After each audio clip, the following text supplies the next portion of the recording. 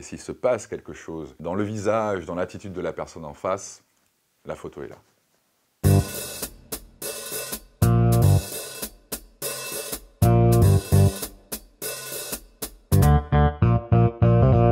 Autour de la trentaine, c'est une vocation assez tardive. La suite d'un cadeau de Noël qui est un appareil photo, classiquement, je ne l'ai pas lâché. Je n'ai pas lâché mon entourage aussi en les traquant, en les prenant en photo sans arrêt, ce qui avait le don d'énerver un peu tout le monde. Et ça a duré 7-8 ans comme ça, où j'ai accumulé plein de photos de mon entourage, d'inconnus, de gens que je chopais au passage comme ça, et j'avais envie de leur tirer le portrait.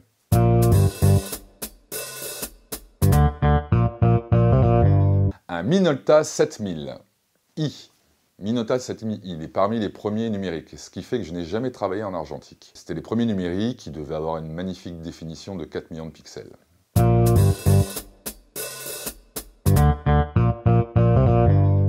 Parfois oui, dans le cadre professionnel oui, dans le cadre évidemment de mon travail personnel aussi, mais pas tout le temps.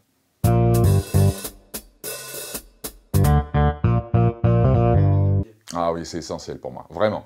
C'est essentiel d'avoir, parfois surtout pour les grandes stars américaines, on a très peu de temps. Et malgré ce très peu de temps, quand je dis très peu de temps, on peut avoir 3 minutes ou 4 minutes de photo. Hein. On ne choisit pas du tout l'endroit. Mais ne serait-ce que le temps où je me présente, où il y a la poignée de main, l'échange du regard, il faut qu'il y ait un lien qui se fasse, si c'est possible. Un lien de bienveillance en tout cas, c'est ce que j'essaie de faire.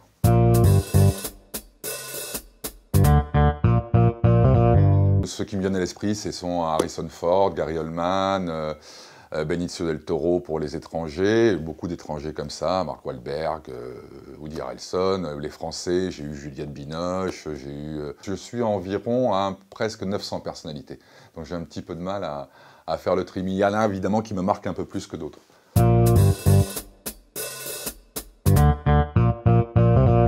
Il y a des personnalités qui sont des stars qui m'ont marqué, alors elles me marquent aussi parce qu'on a toujours une accointance, on a toujours un souvenir. Quand je vous parlais d'Harrison Ford, forcément ma génération, c'est Indiana Jones, c'est Star Wars, et tout ça. Donc ça fait quelque chose, même si on n'est pas d'une nature assez fan, ça fait quelque chose.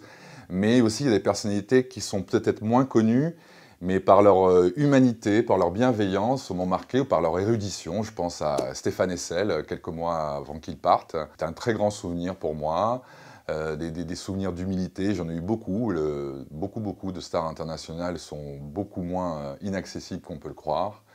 Et au contraire, elles aiment bien un petit peu de légèreté, ce que j'essaie de leur apporter.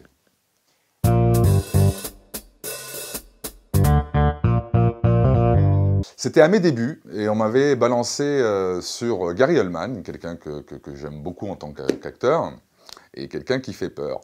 Parce que, déjà, j'arrivais avec un matériel qui n'était pas encore très professionnel. Je suis arrivé avec un néon à la main, quand même. Et Gary Oldman, pour moi, c'était Dracula. Voilà, c'est Dracula, c'est Gary Oldman dans Dracula, c'est son regard, etc.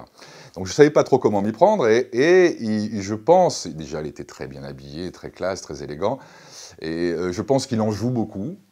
Il voyait que j'étais un petit peu déstabilisé, même si j'étais un peu souriant, mais je ne savais pas trop un petit peu, parce que le décor ne me plaisait pas trop. Et je lui dis en anglais, dans un très mauvais anglais, « Écoutez, monsieur Oldman, je ne vais pas vous diriger, je vous laisse faire, etc. » Et il me regarde droit dans l'objectif, comme je le fais actuellement, et qui me dit « Direct me ». Et là, je suis déstabilisé, parce que je devais en effet diriger, quelqu'un qui a été dirigé par des très grands réalisateurs, et lui demander quelque chose. Donc c'était mon premier souvenir d'un petit peu de la grosse star à mes débuts, comme ça.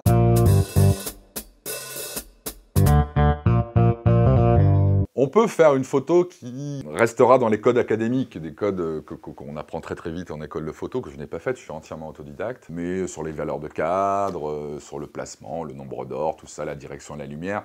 Si on ne sait pas quoi faire, on peut sauver une photo avec un cadre qui suit ces règles-là, un placement du sujet dans l'image qui suit ces règles-là, et quand on est un peu battu par le décor, par l'ambiance, etc., vous utilisez ou la lumière naturelle, c'est assez direct dans un sens, ou vous mettez une lumière un peu perchée, un peu piquée, et vous en sortirez à peu près toujours. Mais même si la lumière est ratée, s'il se passe quelque chose, et là je parle de portrait, s'il se passe quelque chose dans le visage, dans l'attitude de la personne en face, la photo est là.